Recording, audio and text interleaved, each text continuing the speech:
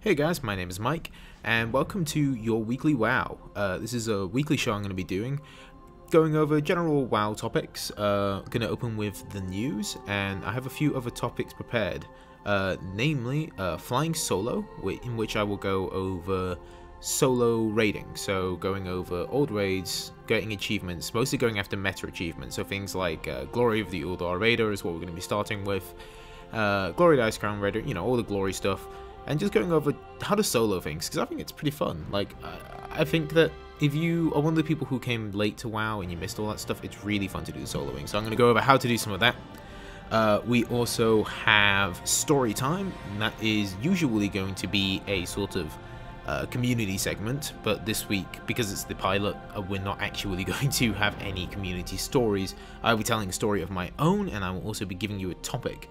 Also, during that segment, you have the chance to win a 90-day time card. I will tell you how to do that at the end of the video after story time. And I'll also be going over just general cool stuff I found within the game over this week. So like I said, this should be coming out once a week on Fridays, and I hope you enjoy. So without further ado, let's move on to your weekly WoW news. In the news this week, 10th anniversary statues have been sent out to players who have been subscribed to World of Warcraft since the very beginning. Players who have been subscribed for all 10 years, I believe without a break in subscription, have all been sent a commemorative statue by Blizzard. Now, I've had a look at this thing and it looks really cool. It will be up on the screen for you to look at now, and I think this is a really cool move by Blizzard. I think that sending their loyal customers, the guys who've been there since the beginning, it shows just, I don't know, I think it's a really cool move by them. I like it. I mean, nobody can really complain about giving free stuff. Obviously, I don't have one because I only joined in the Burning Crusade, but you know, I think it's really cool. I believe there is a little bit leeway in that you can have joined 90 days after the beginning of the game, but I'm not sure, certain. It might have been 60 days. There is a tiny bit of leeway though, but not much. Also, they are talking that there may not be garrisons in the next expansion for World of Warcraft. It was said that garrisons seem to be more of a thing for Warlords of Draenor, and whilst Blizzard really likes the effect it's had on the game, they feel that maybe it won't be taken a whole cloth into the next expansion. Certain elements that we have grown to love, or so they think, may be taking over, things like the ability to send followers on missions and the ability to have things progress when you're offline. They do quite like the idea of both of those, so they're thinking of keeping them in the game after this expansion, but at the moment I think all of this is speculation. It's very difficult to tell what's actually going on over at Blizzard, and to me this sounds like maybe they're just sort of thinking it through at the moment. You know, who knows what they're actually going to do. There is also a fair amount of news from the PTR, a lot of it concerning garrisons. For example, they are adding, and this may well blow your mind, a jukebox to the garrison. Yes, the most sweeping change we've ever seen. Basically what this lets you do is collect music from all around WoW and play those tracks in your garrison. Not exactly mind-blowing, I know, but I guess it will appeal to some people out there, and you can never really complain about having some more choice, can you? In non-garrison related news, heirlooms have been changed in that they now function much like a spell which you learn. Basically, you have a new tab for heirlooms, and instead of buying the sword or the axe or, you know, the item itself, you now buy the ability to generate an heirloom, as many as you'd like. These things are now valueless, so it's kind of like conjure bread or whatever. You know, the thing you conjure isn't actually very useful, but you pay for the spell itself. This means that you can never lose your heirlooms again. Once you have that ability, much like a mount, it will be available account-wide, and you don't have to go heirloom hunting every single time you want to roll something else that happens to use the same weapon as what the last class you rolled up. You know, it's a quality of life change, and I quite like it. The way that they're changing heirlooms power-wise is that heirlooms now, when you buy them, start off as a base level and have to be upgraded through the use of special items. I believe one of the items is a sheath in order to increase your weapons level. So I believe it starts with the ability to go up to, say, level, I don't know, 80, No, it'll probably be level 70. So go 70, and then you have to go upgrade it to let it go to level 80, and then you upgrade it again to let it go to 90, and then you upgrade it a final time to let it go to level 100. I think this is a pretty cool change if you like heirlooms. Personally, I don't. I mean, I'm sorry, but heirlooms themselves to me just seem kind of meh. But that's probably because I don't roll too many ults. I just don't like the idea of a weapon that I never get to upgrade because, you know, nothing's going to be better than my heirloom weapon, and I really like finding new weapons. So, I don't know. It's just personal opinion at the end of the day. In terms of followers, we also have news that a legendary quality follower, Garona Half-Orcan, will be added to the game. Now, one assumes that you will get this through the legendary quest line. She seems to be pretty powerful. I believe she has an ability which makes her effective against all different enemies, so you can always get that little bonus if you're fighting a certain enemy, which seems very powerful. And it's interesting to have quite a big lore character as one of your followers. I'm looking forward to that personally. I quite like her story so far as I know it. Granted, I do need to read up on her a bit more. So I'll be interested to see that. They're also adding quite a few dumps for our garrison resources. You are now able to buy rush orders in the PTR, which allow you to instantly complete 5 of a work queue for your building. They have different prices for small buildings. Small buildings will cost you 300 resources for a rush order. Large and medium buildings each cost you 1,000 resources for a rush order. These seem pretty good. I mean, at the end of the day, it's another sink, isn't it, for your garrison resources, and it allows you to get your cooldown items more quickly and your savage bloods and things like that. They're also selling items which allow you to retrain the traits and abilities of your garrison followers for 1,500 gold each. These are separate items, so there's a separate item for traits and a separate item for abilities, and like I said, each of these costs 1,500 garrison resources. In good news for alchemists, it would appear that transmutation has made its comeback.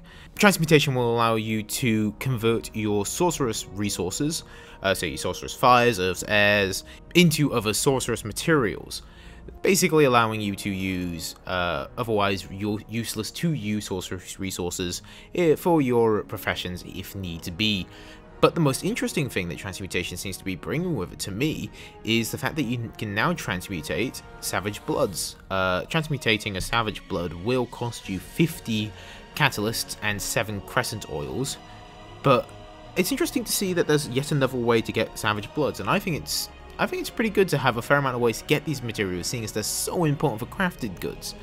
You know, savage bloods very much are the gating thing for crafted goods, for upgrading them anyway. And I don't know, we've seen the price drop a lot recently, and there's more and more ways to get hold of savage bloods. You know, originally it was just through the barn and a little bit through primal essence, but now, you know, they've increased the amount of primal spirits. I think it's called, actually, not primal essence, primal spirits that drop from everything, so they're a lot more easy to come by, and as such you can get savage bloods that much easier.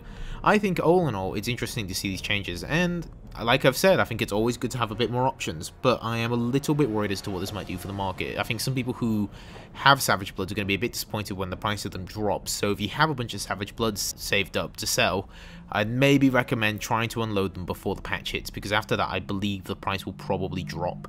Price of Crescent Oil, however, will probably shoot up, so if you're trying to take advantage of the market, I might recommend buying some of that. I probably will do myself. And now it's time for Flying Solo. The next few weeks we'll be going over the Glory of the Ulduar Raider achievement in order to get you your Rusted Proto-Drake. This week we're going to be focusing on the Courtyard, or rather the Siege of Ulduar. So without further ado, let's get the start and get you some achievements. Okay, to start all these meta achievements, the first thing you're going to have to do is talk to Lordkeeper Ganon, screw it, and do the speech options, after which everybody will start screaming at you, because apparently you've started the end of the world. Basically, you've activated the hard mode for Flame Leviathan, but he's easy as hell anyway at level 100, so I really wouldn't worry about it. Now, if I were you, I'd jump into the Demolisher, but you can jump into whatever you want. I just prefer the Demolisher. And you may as well pick up the Dwarf Again achievement whilst you're here. It involves killing 100 of the Stormforge defenders. Whilst you're in this little gauntlet area, they'll infinitely spawn, just stand between 2 of the towers, use an ability, and boom, achievement. It's really nice and simple, and yeah, I just recommend doing it. It's a free achievement, why not? So now what you want to do is go to the other end of the gauntlet, don't break any of the towers. Once you kill the couple of mobs around the doorway, Bram will start screaming at you and Flame Leviathan will come. He'll come through the door, and he's a really, really easy boss to solo. Once you're in the Demolisher, especially on 10-man mode, you literally just have to spam 2. So just target him and start throwing the Pyrite stuff at him, number 2. You don't even have to use any other abilities, just spam 2. It's that simple. Once he's down, you should get the achievement. I won't get the achievement here because I've already done it. And if you're an engineer, I highly recommend disassembling him for spare parts because that's worth a fair amount of gold. Now we move on to Razor Scales achievement. Iron Dwarf Medium Rare, I believe it's called. This one sucks. I hate this achievement. The reason for it is that you can literally be too good for it. Now, the idea is that you have to get 20 of these little guys, circled in red here, and bring them in front of Razor Scale during phase 2 when she's on the ground. Now, she'll do a deep breath, as you see there, and once she does it, she will damage anything in front of it. That includes the mobs. So the idea is that you pull these mobs and pull them right in front of it like that. It will take a few goes to kill them, but, as you might have noticed, 1 or 2 of them did die there, but I actually didn't get credit for it on the achievement counter. The reason for this is that you have to damage them during phase 2. Once she's on the ground, you still have to damage them once. This is where the problem comes from. If you're too high a level, you're probably going to one-shot them, and that makes it really, really difficult to leave them for Razor Scale to kill. Also, you can actually die here. You see, I actually get stunned here. She welds my armor together. She's got an ability called Fuse Armor, and it drastically increases the damage you take, and if you're just not paying attention, it can kill you. I'm not entirely certain how she fused my cloth armor together so I couldn't move, but whatever. So bear that in mind that you do have to be careful not to kill the dwarves in one shot, and you do have to damage them, otherwise you won't get credit for the achievement. Though, this achievement does... You can do this over multiple attempts, because each dwarf you kill is a permanent sort of counter. Now, the other mistake you don't want to do is use dots because you think you're too weak. Over here, I use my dots, and I accidentally kill her. Way too quick, so I could get the quick shave achievement. Unfortunately, that means that she didn't get to deep breath, which means I can't get the actual meta achievement. So I'm going to have to come back and do this in another week, and I am a very sad zombie about that. Thankfully, Forge Master Ignis is a much, much easier meta achievement to actually get. As you can see here, I just fly up to him on my rocket and murder his ass. The achievement here is killing him in under 4 minutes, I believe it is, and that is just... At level 100, that's easy as hell. Even with my awful rotation, I kill him in 30 seconds, I believe it is, so I really wouldn't worry about it. It's very, very easy to do. And it's a free achievement. After the dragon, yeah, I felt like I needed this, so there you go, Stoking the Furnace, 10 player. After this, you move on to XT002, I think it is, and he's not quite as simple and straightforward as Ignis, but he's bloody close. He's nowhere near the dragon's level difficulty. The whole idea of him is that you DPS him down until he says that he's tired and he wants to rest for a moment, after which his heart will drop out of his butt, because apparently that's what happens when you rest. Once that happens, burst down the heart. It's really easy to do in the time limit, and once you've done that, he'll have a debuff called Heartbroken, or a buff I think it might have actually been. Whatever, he'll get a status called Heartbroken. That means that you've basically done the achievement, just kill him now. It increases his damage and his total health, but, I mean, that's not a problem at level 100. You can still burst him down very easily. Once you've done that, you should have all the meta achievements in this area, assuming you're not like me and you messed up the dragon. If you messed up the dragon, you have to come back next week, which sucks, and I'm going to have to do that. Again, I'd recommend deconstructing him for nice loot, and that is a very pretty sword. And now it's time for Bits and Bobs, the segment in which I would just show you something that I thought was pretty cool in WoW. Something funny, or cool, or just different, you know? Just something that's not actually that useful, but is funny nonetheless. So, without further ado, let's go. Well, I'm going to show you one of my favourite things to do with one of the items that you can create with jewel crafting. The item in question is called the Reflecting Prism, and as you can see there, the whole idea of it is that you swap the appearance with a party member. It costs 1 Sorcerer's Fire to make, as you can see there, and it is amazing, especially when you pair it with a Druid. Now, as you can see here, I activate it, and there we go. I am now a stallion. a healing stallion at that. It doesn't actually stop you from using any of your abilities. You're not silenced in this whole thing, and I think that's what's amazing about it. I love this item so much. And you can have even more fun with it. I mean, you can take on loads of different forms. You can take on the bear, the cat, everything, and I was going to show you. But yeah, you don't get any differences in terms of stats. Like, me being a bear here doesn't make me more tanky. It's just purely cosmetic, which is a shame, because I want to be a tank priest, but oh well. I just have to be a disc bear now. Can't have them all, eh? Now, if you, like me, miss certain forms... Ooh, kitty. This should, in theory, work with the fire kitty, as I call it. Is it Fangdrill? The fire cat thing that drops in Firelands. And if you, like me, used to play a tree druid, you'll be happy to know you can now be a disc spec tree, because seriously, why would you not want to be a disc spec tree? And I have to say, I've saved probably my favourite thing to do with this form to last, which is the almighty disc spec land manatee. Just look at that spell animation. I'm surprised he has one, to be honest. I must say, hunters with this thing would be quite amusing as well. Just watching a bear shoot out arrows from his mouth would be hilarious. But yeah. And you can have even more fun with this thing. As you can see here, I'm switching forms with her again, which keeps me in her manatee form. But now she can be a land manatee, which is absolutely silly. Now, if I can figure out how menus work here, good job, Mike, I will show you something even more hilarious, which is it stacks with the World Drinker. Now I am the giant land manatee of doom. All shall fear me. The thing is, you can actually keep going this, except for the World Drinker, you won't get knocked out of this by combat, so there is nothing stopping you raiding as a giant land manatee. Unfortunately, as you can see there, I can't pass on the World Drinker buff, but oh well, can't have everything. We just have to have a raid full of normal land manatees, not giant ones.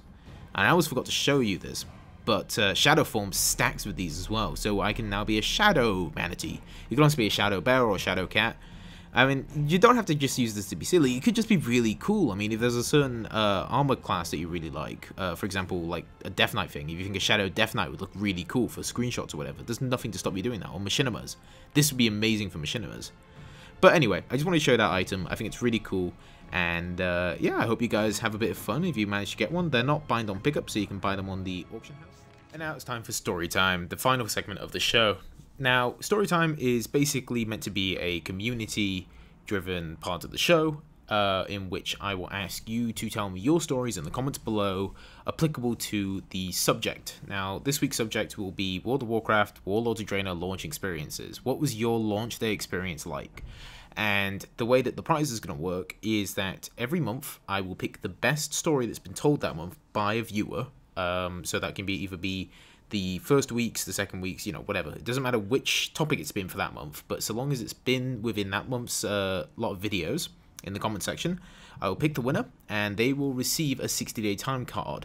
The only thing I will request, however, is that if you do not play on an EU server, that you give me a fair amount of time to get the code to you, simply because I have to buy the card, have it shipped over to me, and then get the code to you. So it's going to take a bit of time just because of the logistics of it.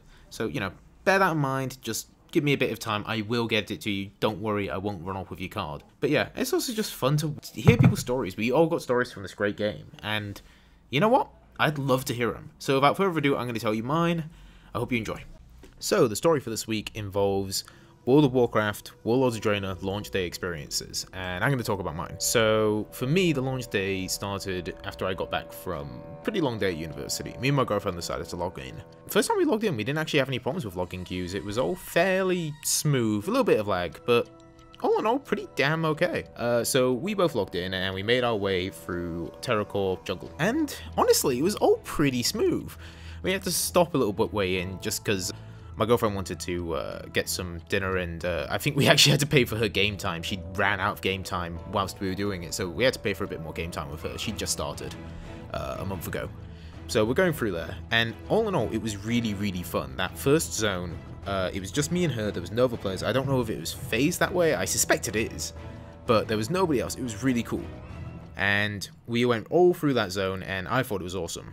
I was really, really, really happy with the expansion. There was a lot of things they changed that I quite liked. The way that group quests were working now, where everybody could just loot the same mob for everything, and little piles of the sort of loot this pile of things for this.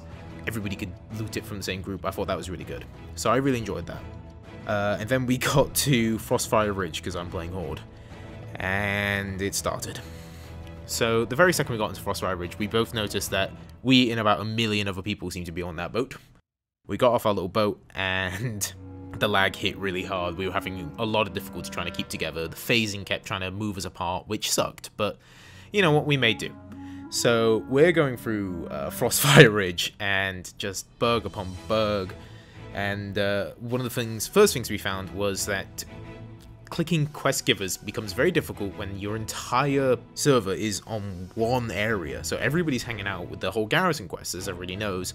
If you didn't know, the garrison quests were horribly implemented in that first couple of days. I mean, yeah, we'll talk about it a bit more later, because the story does go on to that, and the strange bugs we ended up with. But anyway, we do all that, and we finally managed to get to the point where it builds your garrison. And thankfully, we were playing at the point past. Originally, I think to build your garrison in the first place, you had to click on a surveying thing. They actually removed that from the quest because that surveying thing was completely bugged out. Nobody could click it properly. Well, very few people could click it properly. So what was happening is people would get stuck there. They did fix that, which meant that everybody would get stuck literally 5 seconds later. Now, what would happen? I thought this was really weird. I went into my garrison, and it said Bagath's garrison, or Bagath's outpost, or something like that. And it was very strange in that everybody was in my garrison. Like, we had the whole server in my garrison.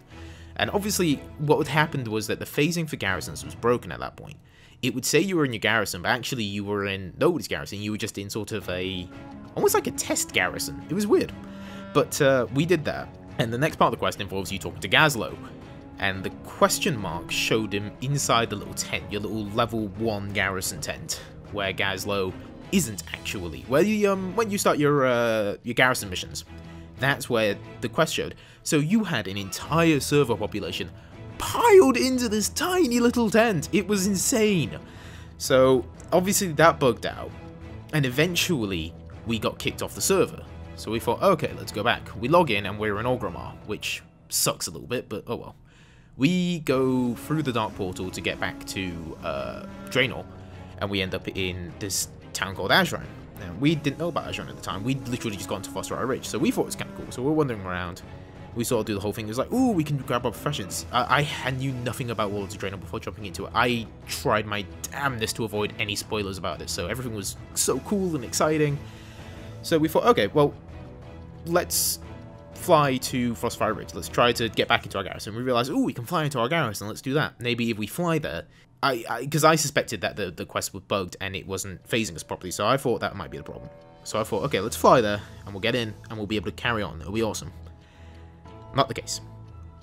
At that point, what used to happen was that if you tried flying to Frostfire Ridge, sorry, to your garrison specifically, you would get there, you would, your mount would touch ground and stop. You would be in your garrison, but you couldn't get off the mount. And then after about a minute, it would teleport you to the lava outside of your garrison and just keep you floating there forever. Yeah, so there was just thousands of people floating above this lava, always screaming at each other, and all the hassle that came with it. And you couldn't get out. You couldn't log out because you were still technically falling. You couldn't teleport out. You couldn't do anything. You were stuck there for ages and ages and ages. And eventually, I think our internet crashed or something, so we got logged out. Me and my girlfriend both logged in, and we were in Orgrimmar again, because we had our Hearthstone set to Orgrimmar. But the interesting thing was, Orgrimmar was a bit broken. What ended up happening was that the game had teleported us there whilst still mounted on these flying mounts. And they didn't control like a normal flying mount. You know, normal flying mounts control very much like if you're swimming, or usually like if you're walking, or on a normal mount only you've got access to up and down. This wasn't the case. These weird flying mounts were bugged out. Like, they were the wyverns from Azran. So they're not your usual flying wyverns. Or wyverns, whatever you want to say. And what ended up happening is that they would fly through walls, they would fly at a slight downwards angle, and they were just extremely difficult to control. Actually, I found that the easiest way to control them was moving backwards. It was insane. But the weird thing about Orgrimmar itself, it was abandoned. The only people there were me and my girlfriend, which was cool for about a second until you realize there was no NPCs or anything either. It was completely sparse. It was bizarre. I don't even think Khadgar was there, because my first thought was, ooh, I'm going to fly over to Khadgar because he auto-dismounts you. I couldn't dismount properly. He'll auto-dismount me, and then I'll be able to walk around properly. Nope. He wasn't there. Everything was completely broken. So eventually, because we were technically on a flight path mount, it wouldn't let us log out either. Eventually, we managed to log out. A lot of this involved unplugging Ethernet cables and ugh. And it did actually teleport us to normal Orgrimmar, but we spent quite a while in this weird Orgrimmar where nothing was, clipping happened, so we were permanently flying through walls, flying through buildings. I flew through Ragefire Chasm and just around. It was quite amusing. But, yeah, eventually we got the garrisons to work. I think I left it for that evening. I think we played on some alts and just wandered around. It was quite good fun. Like, the launch day for Draenor was not good.